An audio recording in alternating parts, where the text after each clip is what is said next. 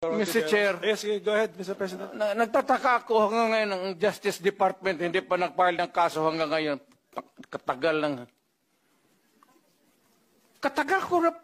Matagal ako pumapatay ng tao hanggang ngayon hindi pa sila nag-file ng kaso. Mr. Chair, another addition to the list that's growing by the minute.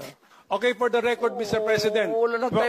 Mr. President, for the record, kasi may nagtanong din sa akin Wala. Huwag na tayo magdrama dito. Tapusin na natin itong istorya na ito dito sa Pilipinas. For the record, Mr. President, wala. Kasi naawa ako dito sa mga pulis. Sa totoo lang, naawa ako sa mga pulis, pati sundalo. Kaya ako po, akin, mine and mine alone.